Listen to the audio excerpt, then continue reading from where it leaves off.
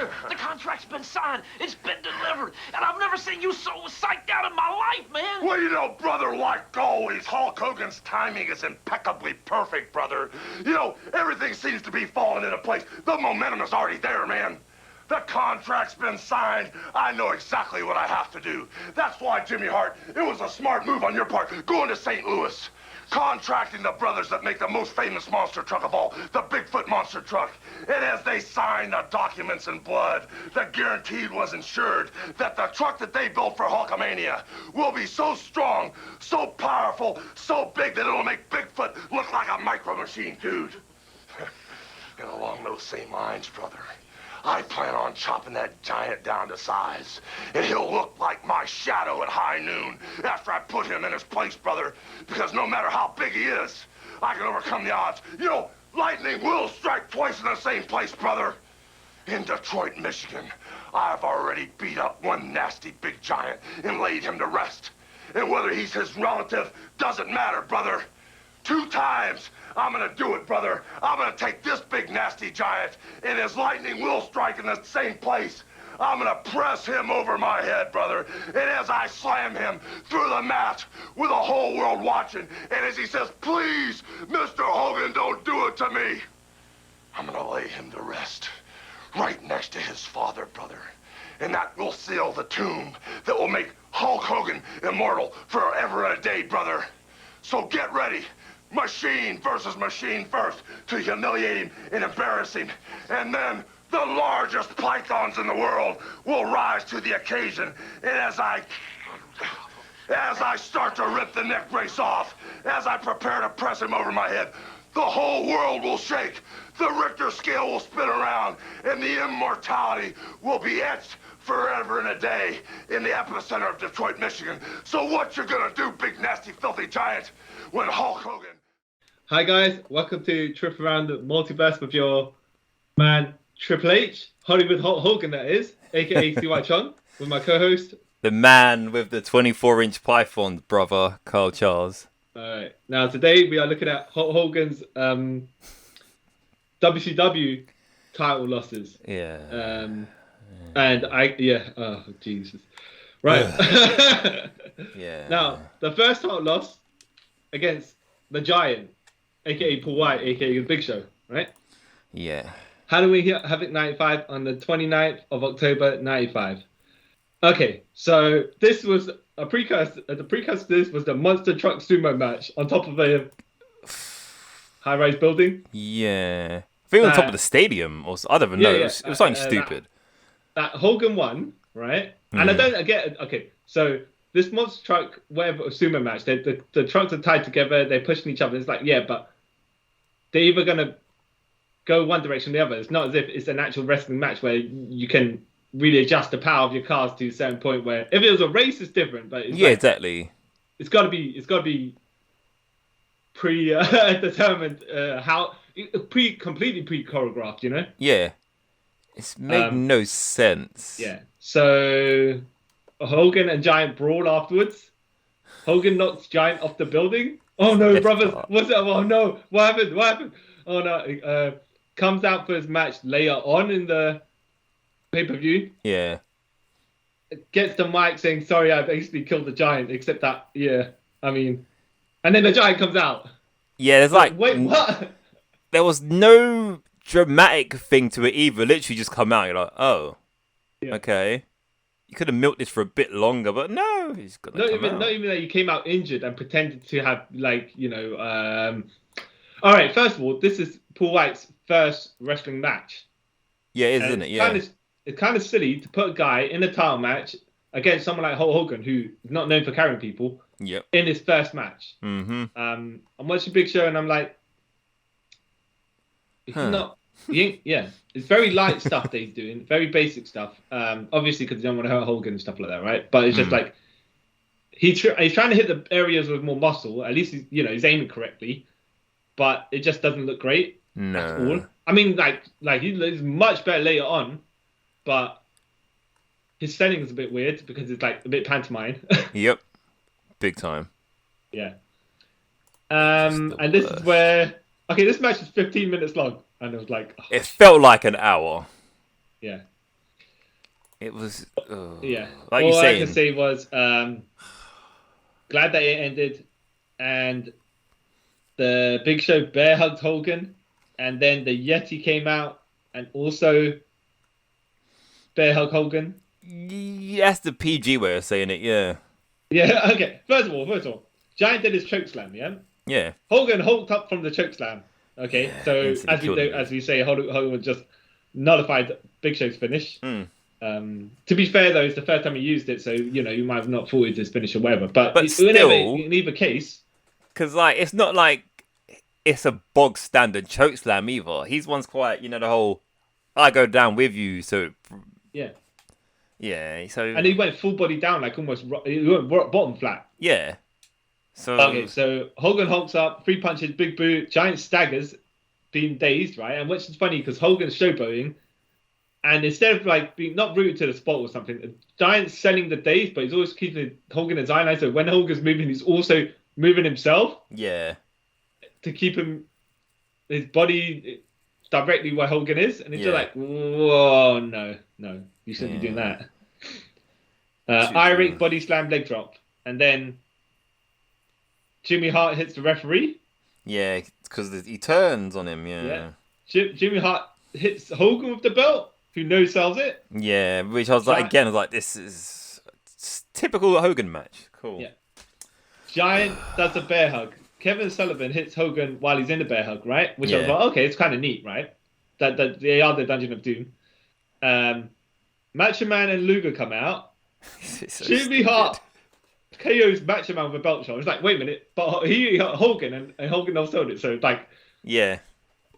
So Macho Man's power level was way underneath Hogan's then. Yeah, of course. Oh, cool. And then Luger comes and switches on Macho Man right away because Macho Man's on the floor. Hogan stops on him. Like, yeah. I was like, this you could have dragged this out a tiny bit longer, but no, this is just a do rush, right away. stupid job. Yeah. The Yeti comes out. Yeti. Yeah. And they just bear hug Hogan. Oh. That Giant and Yeti, that is, right? Yeti's dressed like a mummy, which makes no sense. Nope.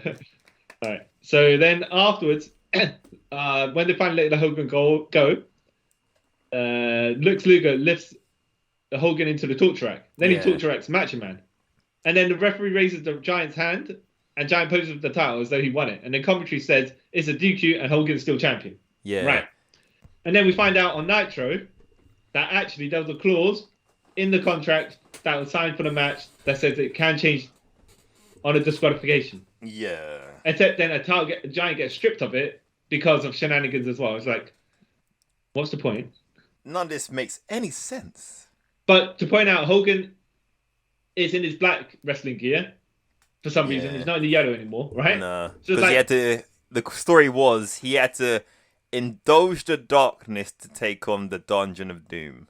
Yeah, exactly. Either that, or he was also getting booed in WCW, but pre-heel turn, and he's like, instead of red and yellow because it doesn't fit him anymore. Like we're talking about outside of the context of kayfabe. Yeah. Dressed a bit darker, trying to be a bit more edgy. Yeah. And that's why this goes. Horrible match. Didn't like it. Didn't like it at all. Nope, it was terrible. Wonder. And like everything around the match I found like entertaining and funny because like when the Giant falls off the building, there's one bit that made me laugh and I was like, this is WCW being WCW. Like he falls off and then Bobby Brain Heenan goes, which side did he fall on? Did he fall to the river or to the floor? And then Bischoff goes, what does it matter? And you can see Bobby Heenan like, I tried to help this, but this is just stupid. Yeah, because he was trying to... Okay, the way that he was trying to ask was, if he basically landed on the floor, he's flatly dead, right? If he landed in the river, where no one knows where the body is. Yeah.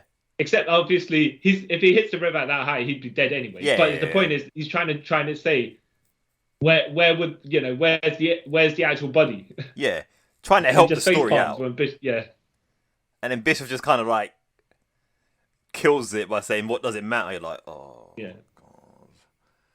And you visibly see him and like, oh, you idiot. Yeah. That made me laugh. And everything else it also, like you say, what does it matter? Because he just came back alive suddenly. not wet or anything. We didn't even get the idea that the Dungeon of Doom raised them from the dead straight from the match. No, they could have just done some seance, whatever, right? They are the Dungeon of Doom. They have some funky weird satanic mystical thingy powers going on. Yeah, exactly. But no, just and with all the run-ins and whatnot, you could have had an entertaining match. Mm-hmm. That's not going to be 15 minutes, by the way, with how green the giant is. Yeah. Maybe like half the time, but you could have disguised with all sorts of stuff. If you're going to have these people in it anyways, you could have made something. Yeah. But no. And then the shenanigans with the Hulk anyways, well, whatever. Yeah. But Hogan got a Hogan, right? Yep. And spoiler. I don't even know why, by the way. He thought that he could carry the giant to a match. Yeah. It made no sense. Yeah. Also, spoiler ahead. Most of these matches end with random, stupid WCW shenanigans. Yeah. All right. Pattern. Post NWO Hogan, right? Hogan versus Luger on Nitro, the 4th of August, 97. Yep. This is an 11-minute match. All I can say is it was all right. Luger kicked out the leg drop, does a comeback. Nash Hall and Matchman run in. Matchman's, yeah, exactly. Now against Luger, of course, but I don't know if that's the same storyline from Hogan lost previously. Where he previously. No, it's not. It's not like it's not as if the Hogan and Luger's beef continued to this. Nah. No. Okay. I think their beef was because he was an NWO. That's the only thing I can think of, and had all Sting in the Rapster thing. So I guess that's the only. So Luger takes them all out, hits Hogan with his metal plate forearm. Yeah. And then Torture Rack and Hogan taps out. Right. Very quick, yeah. The crowd loved it, by the way. Yeah. But it wasn't a great match. Nope. And then Hogan wins the title back 5 days later at the Roy Wild pay-per-view. Yeah, which made no sense. Right, and then it's even worse because this is in August. Sting is coming back in December, right? Yeah. To go and make a win for WCW. Except you kind of nullified his moment by doing this by allowing Luger to win. Makes Sting's win look less important. Yep. Less significant, right? And then you make Luger's win look less important because he loses back to 5 days later. Yeah. Why? It's stupid. And like you're saying, you build in this whole Sting thing for like a year at this point, right? So why take this slight detour to give Luger the belt for a minute and then take it back? It's just... but here's the thing. We say why. We know why. Hogan. Yeah. But they just not bothered doing it in the first place sort of thing, innit? Yeah, exactly. But his ego... Because, it's not like if Luger lost, it's not going to hurt him, was it? No. So it's just... I think it was changed for change's sake, and then... and then changed back, Yeah. Because they knew they had to get to that Sting versus Hogan match. Yeah. And you knew that was going to be for the title. Or it should have been for the title. So why, it was pointless. Yeah. Stupid. Yeah. Hogan versus Sting, Starrcade 97. On the 28th of December 97, 18-minute long match. Oh, right. A cluster F. So go on, you go first. This match. Yeah. I've seen it so many times before. Yeah. And each time I'm like, I kind of forget. And I remember, oh yeah, no, this is where the most pointless thing ever happens. Yeah. And that's what this match is. It's right. You take a year to build up. Right, it's me backpedaling again, but you take a year to build up Sting. Yeah. And his hatred and animosity to the NWO, whatever. Yeah. So you think, you know what? This is going to be a hard-hitting match. If that was just going to be he's just going to run through Hogan. It's going to be one-sided battering. Yeah. And, Sting's going to, just run through him.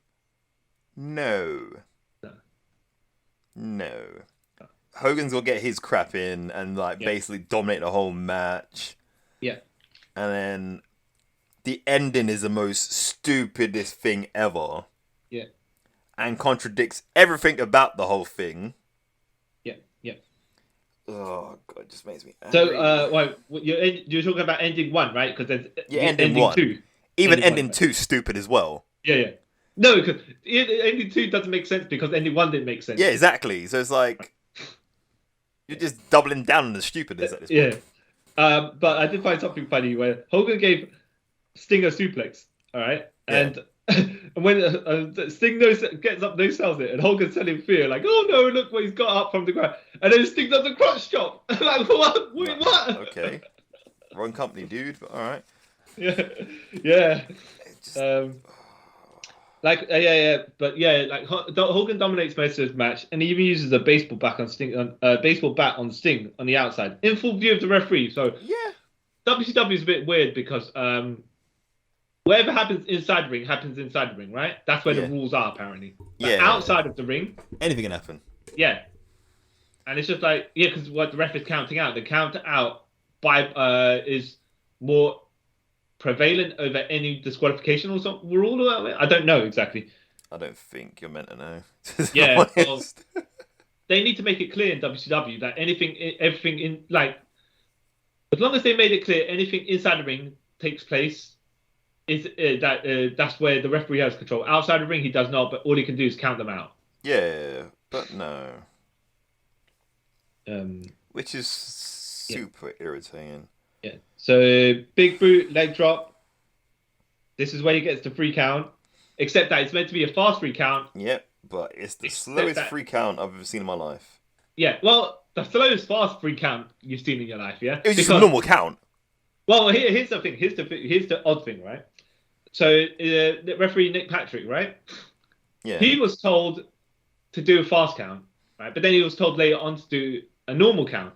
Yeah. And he said he tried to go in the middle because he can't. He wasn't sure whose bad side he's going to get on because basically he's going to pick one person to shout at him for not doing what they say.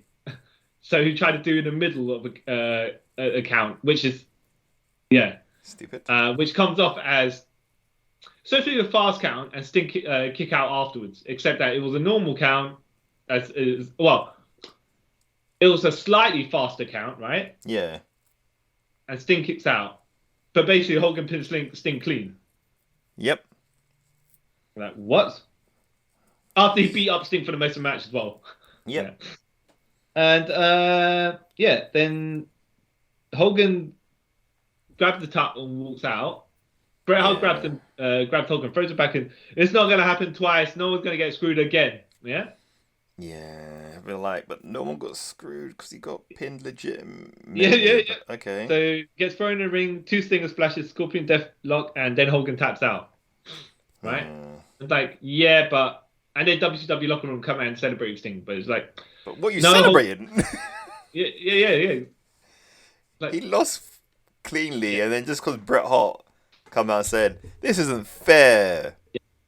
As a proper sabotage, because no matter how you slice it, right? If the Hogan and Bischoff was saying afterwards, Sting, he didn't look tan enough, brother, or he was out of shape, or had issues like in his personal life, going through his divorce or whatever. Yeah, all right, okay, fine. If that was the case, then you just have yourself get smashed as quickly as possible.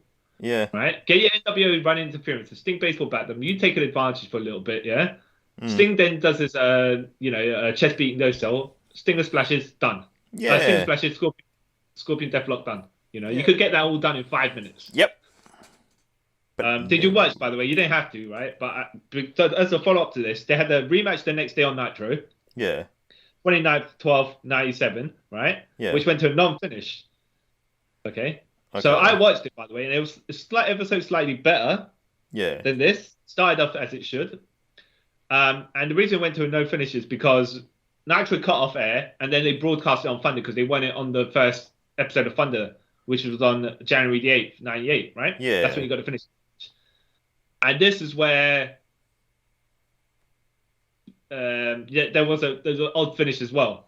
Okay. Because that was where Sting won, I think, and then the referee was out, and then Hogan won by rolling up Sting and grabbing his tights or something like that. And then it just basically was like, okay, well, title has to be held up now because of inconclusive victory. Even though Hogan, you basically sabotaged Sting in the Starrcade match, you sabotaged Sting in the rematch on Nitro, and then you have to have a Super Brawl 8 match is in 1998 Mm.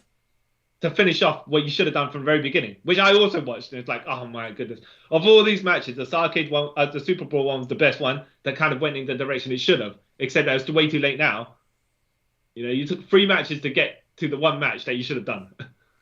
So and Super Brawl wasn't a great match either. But the point is to say, yeah, whatever. Literally, okay. Yeah, we're probably on to the only good match, by the way, of this entire lot. Hogan versus Goldberg on Nitro, the 6th of July, 1998. This 8-minute match. US champion Goldberg versus world champion Hulk Hogan. Now, Goldberg had this match earlier on Nitro versus Scott Hall. Yep. Right? Yeah. 6-minute match, as Goldberg matches go. Yeah. Yeah. So, yeah, all I think, Hogan's giving Goldberg belt shots in front of the referee.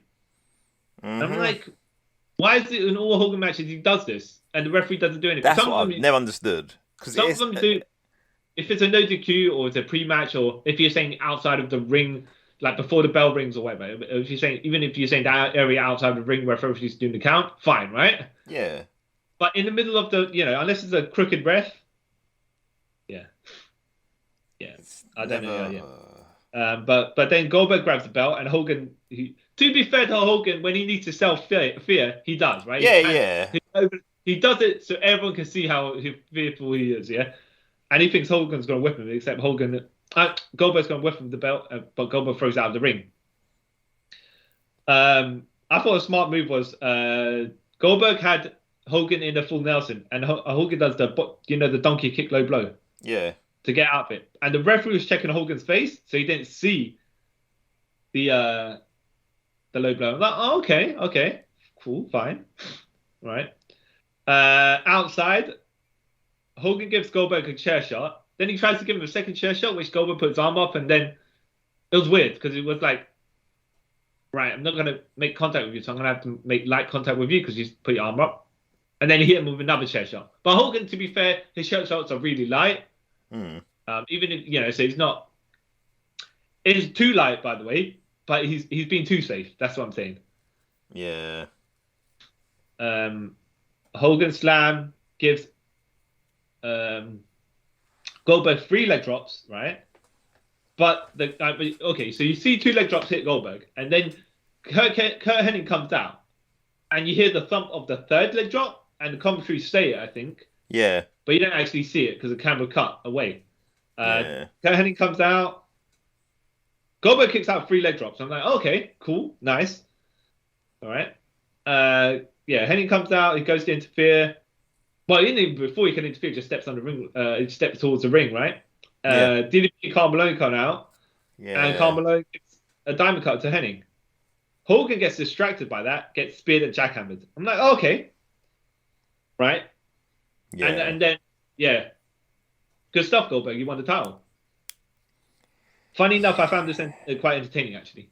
I did because it was quick. Yeah. Well, not only is quick, is Goldberg had the reason for the match to last longer than it usually does, but 8 mintes is still kind of a quick match. But the pace was good, is what I'm saying, yeah? Yeah. Even though Goldberg wasn't dominating much, he got look good because he took the belts shots, he got the chair shots, some 3 leg drops, the low blow, Yeah. So he was made to look really good. So fair dues to Hogan.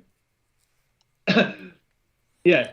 The only fair dues probably I can give him the entire talk we're going to have about him. Because, I remember watching this as a kid. I thoroughly enjoyed this. Yeah. Because I've never been a Hogan fan. I thought Goldberg was kind of cool at this point. So I was happy.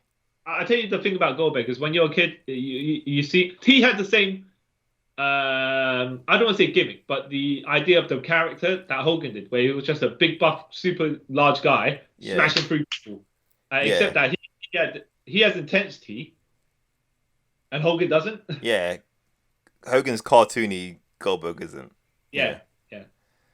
And I also thought this was hilarious. This is one of my notes as well. I was like, commentary play up like Goldberg is the man, he's going to carry WCW into the new millennium. Remember, this is 1998. Yeah. He's like, he's going to take this title into the year 2000. And I was like, okay. Then I remembered he loses the belt in 1999. No, 98, right? To Dash. Oh, is it the same year?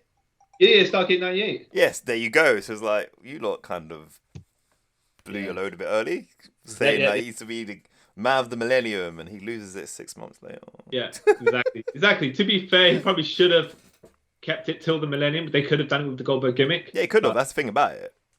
But then, how many people can you feed to Goldberg? Everyone. Well, that's the issue, isn't it? I mean, yeah. He wasn't great at putting the matches together. So you'd have to probably, unless you're like DDP or Bret Hart, you can carry Goldberg, or make him. Yeah, you can work around Goldberg. That's fine, right? That's fine. But if Goldberg's making the lead on the matches, he's just going to be like, all right, spear jackhammer, 5 minutes done. Yeah, that's because he done at this point in his career, he doesn't even know enough to extend the matches. Yeah. Or I mean, to be fair, he had kind of a varied moveset, but all of it was, you got to be able to take that stuff. You got to be like Scott Steiner or someone like a character that has good stamina as far as gimmick goes. Otherwise, he's just going to run right. As far as his character goes, he should run for you. But and I'll get boring extremely quick. So exactly. So how many people can you sacrifice in 5-minute matches to Goldberg? Not all of them. So yeah. All right. Okay. Hogan versus Ric Flair, uncensored, 1999. On the 14th of March, 1999. This is about a 14-minute and 30-second match. First blood barbed wire cage match. Flair will retire if he loses. If he wins the title and he stays WCW president. Flair's 50 at this point, right? So. Is he off? It was older, but no, that makes sense. Yeah, that computes. Yeah, so he could retire. Like it was a 50. The possibility was there for him to retire. Yeah. Flair won the WCW president of Eric Bischoff and Nitro before or something like that. Yeah, this match. This is the match you were talking about before when we were talking about Hogan's WWF title losses, and you said when we were going into, I will do his WCW one, so I'm in for a treat. Yeah. Was this match the one you were speaking about? I think it was, though. I think it was. Oh, goodness. This match did not make any sense whatsoever. Nope. It was stupid. So, Flair bleeds. Okay, first of all, Charles Robinson is the little nature boy, is the referee in this match. Yeah. But that doesn't excuse the stuff that's coming up, right? Nope. So, Flair bleeds. When Hogan slices his head on the barbed wire. Yeah. And Charles Robinson doesn't stop the match. Hogan gets his belt again and whips Flair again. Yeah. Yeah. Then you got Mike Tenay and Bobby Heenan both pointing out that Flair's covered in blood, right? Yeah. Tony Schiavone says, well, let's just forget that and stay with the match because it is obviously still going on. Like, right? So even the commentators don't even know what's going on. Yeah. Right? Whoever put the match together, all I'm going to say is, why don't you tell at least the commentary team, like, the commentary team needs to know what's going on, because they're going to call it as they see it otherwise. Yeah. And if they call it as they see it, and then you have a logic like this, even they can't save it. No. Because they have to point it out, otherwise they're a bunch of idiots. Yeah? Yes, they are. Alright, so... Also, this is when NWO was sort of dying as well, because this is after the Finger Poker Doom, innit? Yeah. And that's why he comes out in the Wolfpack colours. I was like, He tried to be cool again, didn't he? Yeah, so Hogan tried to join with the NWO Wolfpack to be the cooler faction. Yeah. Which left NWO Black and White as the bunch of B-list jabronis. Yeah. Doing this. Big boot leg drop, and then the pin's not counted. Rightfully as it should be, because it's a first blood barbed wire cage match. Yeah. Except that Flair's bleeding. Mm-hmm. So, all right. Okay, and then Hogan, so not counted. Hogan points at Flair and says he's bleeding, and then says to the ref, "Why aren't you doing anything?" Right? Yeah. Okay. Because if you're not counting the pin, then you might as well count the blood. The blood. So it's not like Hogan pinned him for no reason, right? Clearly Hogan was like, well, if he's bloody and the match is not over, I'll try and pin him then. But that's not making sense either because he's not counting the pin. Okay, right. So then Flair hits Hogan with something. Brass nuts, I suspect, right? Because you don't exactly see it, but he puts it over his hand and then puts it in his tights. Right? Yeah. Then he throws Hogan's head into the cage and Hogan starts bleeding. But the match still goes on, right? Yeah. David Flair and Tori Wilson come out. Tori Wilson being called Samantha at this point. Or was she nameless? Was she just David Flair's girlfriend at this point? I think she's just David Flair's girlfriend at this point. Okay. So Hogan hulks up from Ric Flair giving an elbow drop to him. Okay. We're like, all right, of all things to hulk up from. Big boot leg drop. A slow 2 count, which Flair kicks out, right? Yeah. And then Martinez says, it's a first blood match. Why is there pins in the first blood match? He didn't say that, but he's like, that's his logic, right? And then Tony Schiavone says, right, well, no, but it's at the referee's discretion. All right. Fair enough. Someone tried to probably tell Tony Schiavone, we've got to cover up this crap that we're representing. So, but if you're saying it's referee's discretion, he can do whatever he wants until he decides what he wants to do, right? Yeah. That still doesn't allow, in sports, you can't, even in sports entertainment, the rules are the rules. Yep. Right. So, Hogan sells a Flair suplex. Flair begs him off.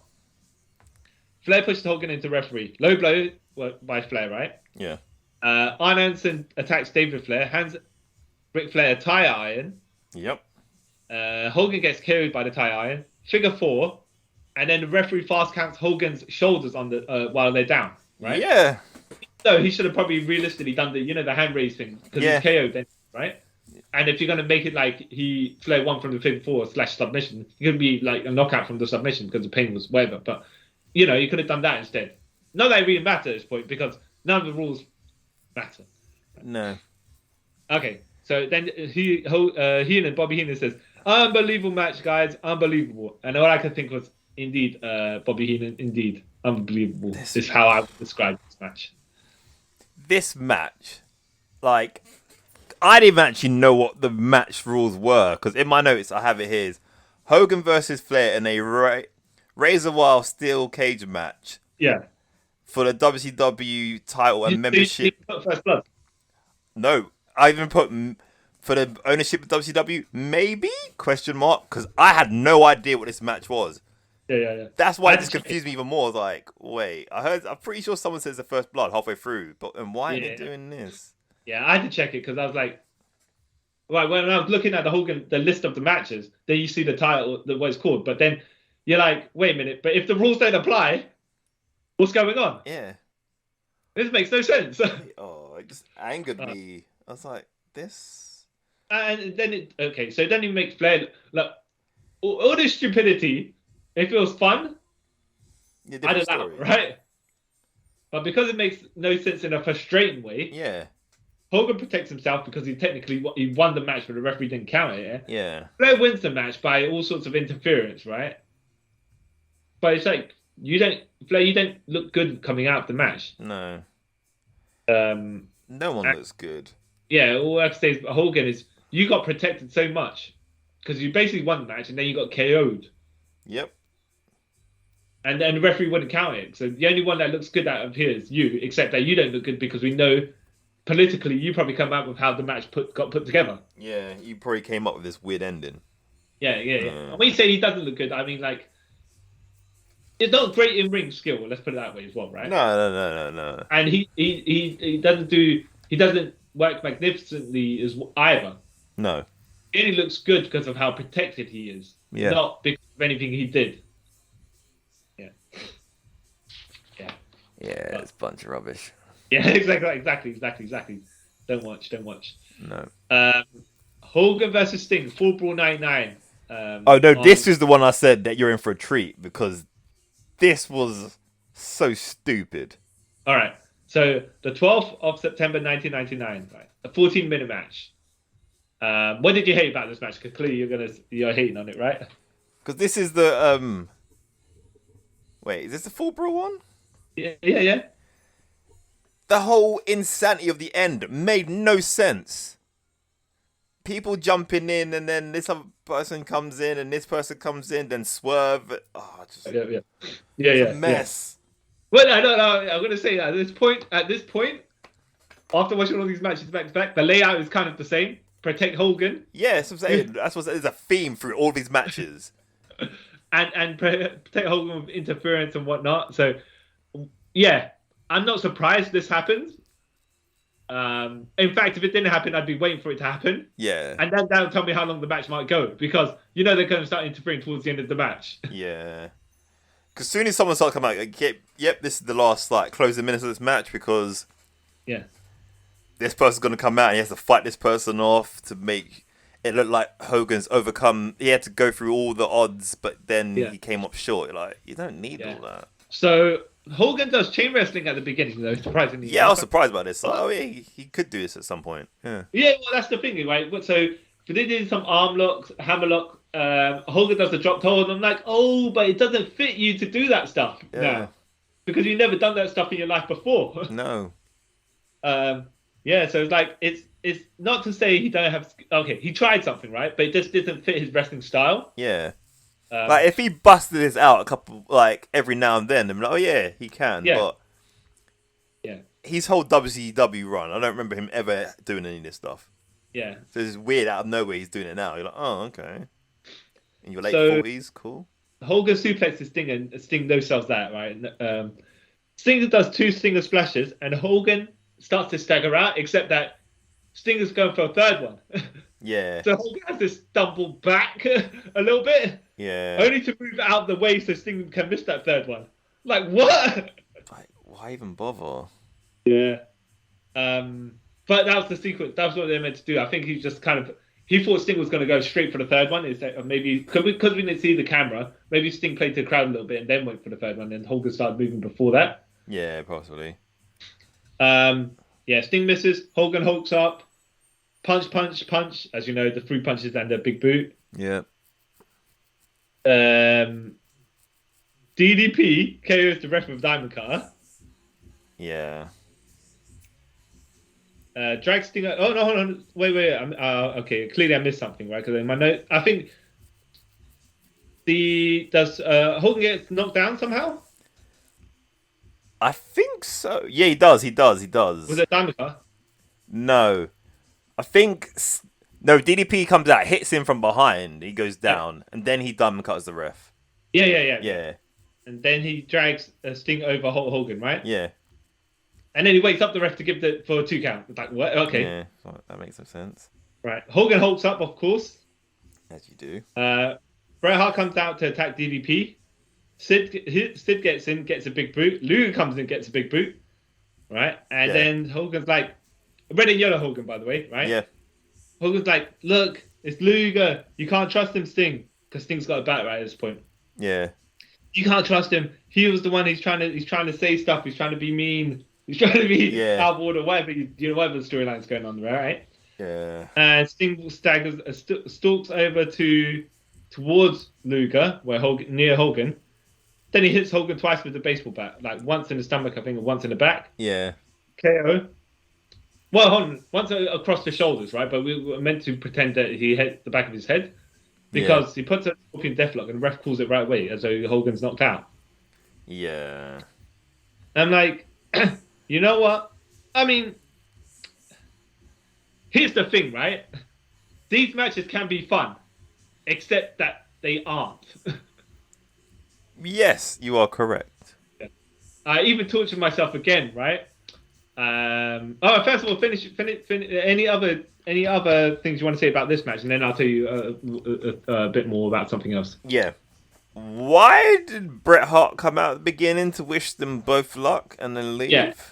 Now, okay, so yes, exactly. So he could come and interfere later on, clearly, right? But that might let you. I think this is when he came back to WCW after. So he took a sabbatical after Owen Hart's death. Okay. And then he came back as babyface here. Right? Okay. I don't know if he was so to the title shot or whatever, but I'm guessing the logic is that he came out because, you know, his early days when as his comeback, you know, as his his continued involvement with WCW. Okay, that makes a lot of sense. But like I say, he only come out really to attack DDP. Yeah. I mean, why did all these people come in? So I know DDP was a bad guy before. But he was a heel during this point because I think I watched the interview literally before the match and DDP's talking about being a bad guy. So I'm like, oh, okay, I guess, sure. But then, yeah, all the runouts were just stupid. Yeah.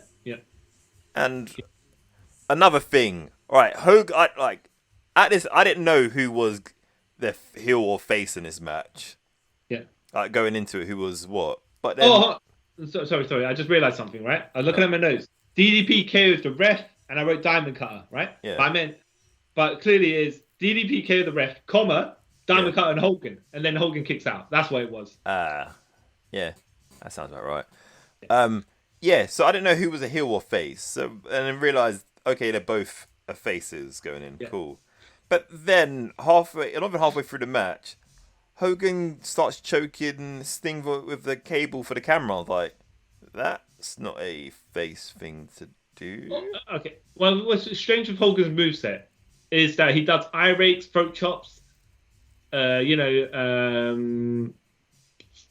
gouges, back rakes, all those slimy heel moves, right? And it was all right when he was doing that as Hollywood Hulk Hogan. Okay, it made sense. Yeah. But doing as Hogan, he was doing it as Hulk Hogan pre-NWO, and then he did it as Hulk Hogan post-NWO. It's like, yeah. But then his other offenses, punch, big boot, and maybe a slam every so often. So, you know. Look, if I said to you Hulk Hogan signature moves, what do you say? Say again? If I said to you Hulk Hogan signature moves, what do you say? Punch, Irish whip, leg drop, big boot. Yeah, but you forgot Hulk up in front of that, even though that's not a move. But as far as Hulk is concerned, yeah, exactly. So, you know, yeah. That's all I can say. You don't really have any other. It's not as if you can say, right, I name you 10 Hogan moves. Punches don't count. Hulk up is not a move. Then none. I mean, you know, then you get all the heel moves that he does, but that really not. They're more strikes, if you know what I mean. Yeah. There's pro wrestling moves and the pro wrestling strikes, if you're going to categorize it. Because a chop is not a move. No. So yeah, it's like, okay, well, yeah. Well, yeah. Doesn't matter. Like I was saying a little bit earlier, I tortured myself a bit more because it seems like I'm glad for punishment. I watched the Hogan versus Sting Bound for Glory match in 2011. Why did you watch that? Okay, because I was like, hold on a minute, right? Of all the Sting matches he had, that he's meant to put Sting over, right? Yeah. This was the best one that he put Sting over on. And they were both, like, he was coming up 60, I think it was 58 or something like that, right? Yeah. And Sting was 52 or something like that, right? Mm. And they didn't do much, but Ric Flair came out and they used interference. Yeah. They bloodied each other gimmick-wise. Yeah.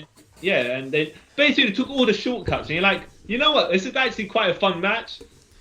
It's a bit silly match, but it's all right actually. Yeah, considering the amount of crap I watched beforehand.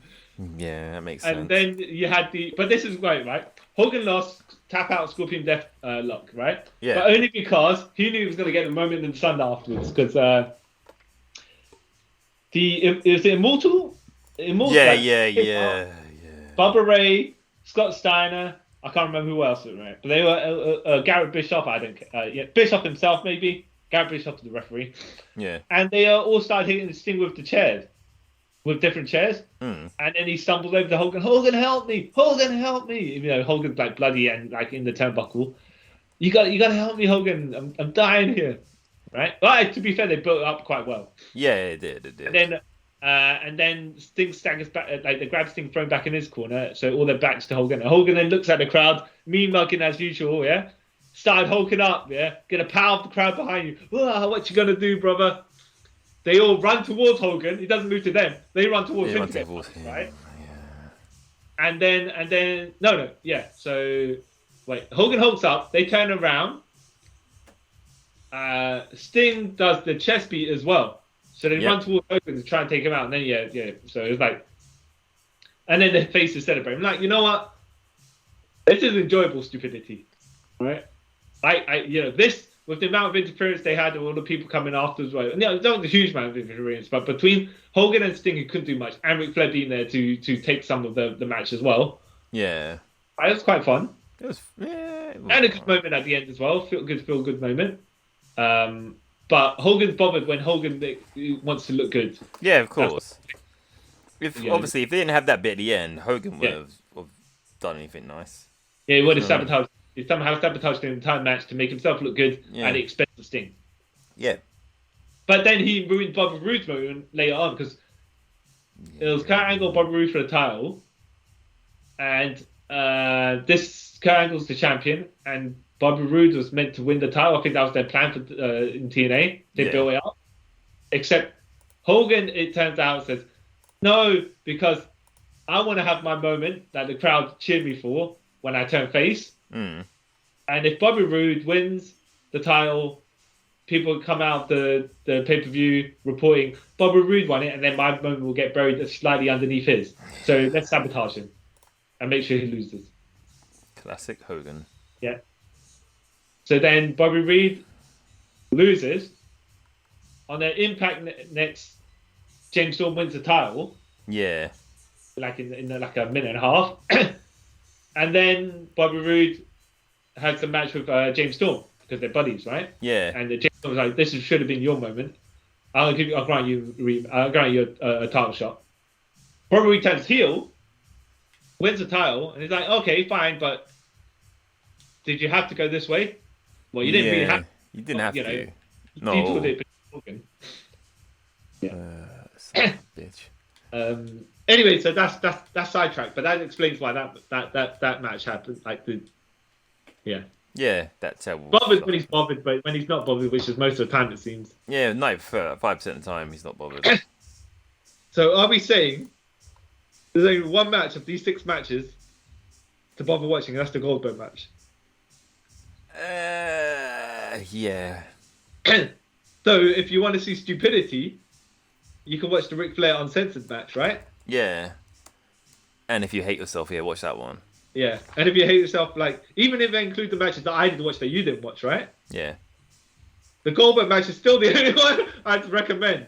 So I'd say, I can't even recommend which of the 1, 2, 3, the 3 Sting versus Hogan matches are the better payoff. One of those, that Starrcade 97 match should not have been how it was. Nope. Yeah. I mean, I watched too many Sting and Hogan matches in my time just now. You've watched enough for a all lifetime. it is Hogan, I'll get myself over Sting, even though he's the all-conquering hero. Yeah. I would say if you did want to watch a interesting title loss that we didn't talk about, when he vacated it due to walking out of the company. No. Did he vacate it? Well, they took it off him. Okay, hold on. Explain that one. It's that, is it Bash? Is that when Jeff Jarrett laid down? Yeah. But I think Jeff... Oh, okay. Hold on. We got to explain... Okay, well, yeah, okay. Hold on a minute, right? Hold on a minute. All I can say about that is Jeff Jarrett had the title. Vince Russo told Hogan didn't want to play ball, create control, as far as behind the scenes concerned is. Yeah. Jeff Jarrett comes in, lays down, doesn't know what's Hogan doesn't know what's going on. Hogan puts his boot on Jeff Jarrett, 1, 2, 3 count. Jeff Jarrett then rolls out the ring, and that's it. Yeah? And then Hogan says, Russo, this is why the company is in the shape it is, because WCW going downhill at this point, because of crap like this. Yeah. Which is logical, except that Hogan, you caused most of this crap. Okay? Yeah. And then the other issue is technically he never won the title because Vince Russo comes out afterwards and said that didn't count. That match never happened. But it's going to be Booker T versus Jeff Jarrett for the title. Yeah.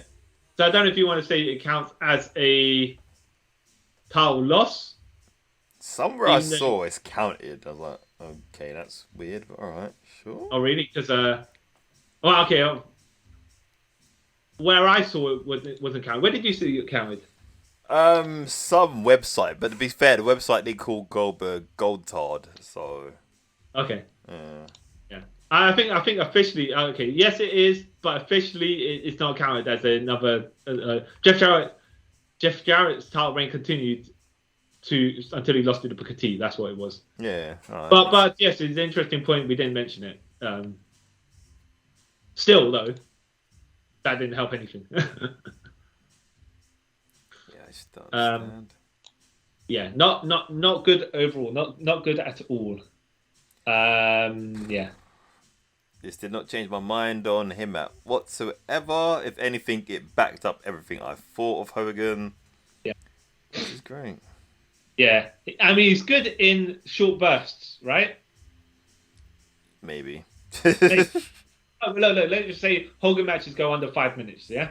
Yeah. And on the, look, this guy can't carry people, is what I'm saying, right? He relies on his charisma. And on all the in-ring action stuff, which he's good at. But you got people like The Rock, right, and Steve Austin, who don't have the greatest moveset either, right, at times. But they still entertain, and they still can have fast-paced matches. Or not fast-paced matches necessarily, but engaging matches, yeah. Yeah. Hogan, you ain't got the greatest moveset, but surely you could make your matches like they make their matches, you know? Yeah, but that's just more for him to do, which he doesn't want to do. or we say he can't do, yeah? We don't know which way it actually goes. Yeah, we don't know. This is just my speculation. I could be completely wrong. But then again, as well, is how Hogan really only cares. Well, okay, but look, from what we gather from these matches, right? He really only cares about how he looks. Yeah, he doesn't care about anyone else. And when you're getting paid as much money as him, you're like, but logically speaking, it doesn't really matter if you win or lose. You're still getting paid either way. Yeah. He's got to protect the gimmick, brother. Well, yeah. Even but then again, we could say if we were in Hogan's position, blah blah blah, right? Yeah. Except we're not that selfish. No, that's the thing. And he is that selfish. Yep. King of selfish. Yeah. Like if you're just gonna watch these matches in a vacuum, it don't look good on Hogan. No. That's all we can say about that, really. Yeah, there's nothing more I can really say about the loser. He's not a loser, but he's not my cup of tea. Yeah. I mean, okay. Would you say his WWF title losses were? Would you watch those matches over these matches? Yes. Okay, I agree with you as well. Because I think it's because he had less creative control over that, probably. Yeah. Whereas here's too much stuff that's not. Yeah. Yeah, he's got to take that. It takes an army to take him down, sort of mentality he has there. Even if when he's heel Hogan and he's depowered somewhat, because he's done the whole cup when he's NWO. Yeah. Well, at least not in WCW, anyways. And yeah, but he's going to do whatever he's going to do. Yeah. Yeah. The issue is when you watch the match, the title losses like we have, you start wondering why was he so popular. Yeah, it's true. What was great about this guy? So I can see why he was an entertaining character. Man could cut promos back in those the style of the 80s. Yeah, right? back of those times. And he got the crowd with him because he played to the crowd correctly. Yeah. But he didn't get over on his wrestling skill. Because he has, I'm not gonna say he has no wrestling skills, but not the most, captivating of finishing moves, of moves in general. Yeah, it's like his moveset was still in the 80s, and he never evolved from that. No, you're right. Which is why the next still the finish, but well, yeah. All right, but that's enough of that. Right? Yeah, that's enough of that, because it's just basically like, even though he's put himself in a position where we're hating on him, right? Yeah. It just means like we're just hating on him continuously. Yeah, we're trying to be positive. For making us do that. Okay, that's how we're going to put it, right? Yeah. Yeah. So I'm, the hater of Hogan. Yeah. Because of Hogan himself, though, just like Brett screwed Brett, apparently, Hogan screwed Hogan here, right? Yeah, he did. I'm the hater of all things Hogan in WCW. CY Chun. And I am done with Hulk Hogan, Kyle Charles. I couldn't think of anything because I'm just that upset about this whole. He doesn't come across well at all here. That's all I can say about it. No. Except for the Goldberg match where you let Goldberg kick out 3 leg drops, yeah? Yeah. Fine. That's pretty but as well, people using running leg drops as normal moves, so... Yeah. Yeah. Especially what makes it even more funny. At the time of doing all this, Psychosis was doing his guillotine leg drop from the top rope. Yeah. Which is so much better, but whatever. You know, a standard leg drop, whatever, or, you know, it can kill giants, I guess. I don't know. Yeah, exactly. But thanks for taking a trip around the multiverse with us, even though Hogan's caused us to be a bit more down than we usually are. Well, a bit more negative than we usually are, let's put it that way. We try to be positive, but in this situation, even we can make fun of his WWF ones, but here it's just like the same match repeated over and over again. Yeah, just in like a 9-month gap between each or whatever it is. That's only Jeez. Yeah, if you're a Hogan fan, sorry if we offended you. Let us know if we were wrong in our opinions, which I highly doubt we are. Not being big-headed or anything, but and let us know which of these Hogan matches that you watched that you enjoyed the most, even though that's kind of pushing it. Yeah. Don't say the Goldberg one, because we know that is probably the best one. Let's just say, aside from that, the second best one, yeah? Yeah, the second best one, which is none. Yeah, so let us know. Don't forget to rate this podcast, share it with your friends, follow all our social media handles, and we shall see you next time. And remember to say your prayers, drink your milk, and eat your vitamins or whatever. Rubbish. Special supplements, Yeah. Not steroids. Bye. After the sacrifice in Sacramento, brother, I realized how far we've taken this thing, brother. As I was in that slow rolling coffin on the way to the emergency room, as I waited for each bated breath coming out of Jimmy Hart's body that I thought might be his last, I gazed down into his eyes, Ric Flair. Yes, Jimmy Hart was muttering, was stammering, trying to get the words out. I finally understood one word coming out of his mouth. Ric Flair. The steel cage wasn't the answer, brother, to our problems. The thousands of Hulkamaniacs that I had to strap back to keep off your back, Jack, wasn't the answer to the problems. But when I heard Jimmy Hart on the way to the emergency room in that slow rolling coffin mutter the words Yapapi, brother, I knew the answer to the problem, Ric Flair. The Yapapi Indian strap match, Jack. That's what Jimmy Hart was calling for, brother.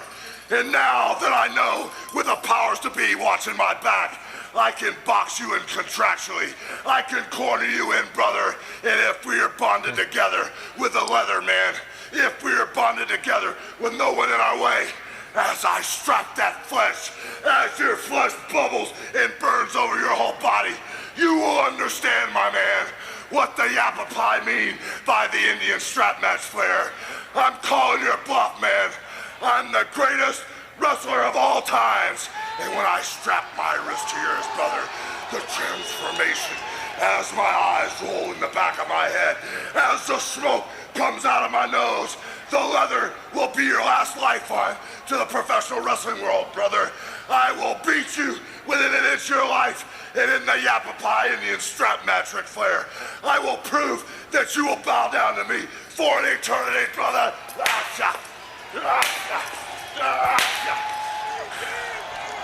First things first, I want to let Dr. Proper know. I want to let Dr. Unger know and Dr. Hughes know that the release forms have been signed. You guys are not responsible for the last couple fractures in the forearm, brother. The main priority in the Yapapi Indian strap match is to have flexibility of the wrist that you're strapped to your opponent with, brother. Because in the Yapapi Indian strap match, when you're in the four corners of the battle zone, the main priority is to get the body in the proper position for the strapation dudes. When I get Ric Flair right where I want him, when I get him out of wind, sucking air, sweating from head to toe, I will call to the Strapmaster Jimmy Hart on ringside. And I will say, Jimmy Hart at ringside, give me Yapapi Indian punishment strap number 1.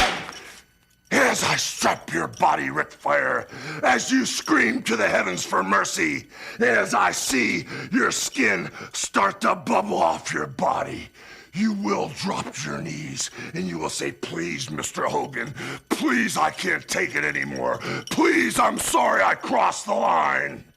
And as I hear you beg for mercy, Ric Flair, that's when I'll call to the Strapmaster Jimmy Hart for Yapapi Indian strappage number 2. That's when the heavier belts will come out. That's when I will strap your skin and the flesh will bubble. That's when the flesh will start to peel from your hide.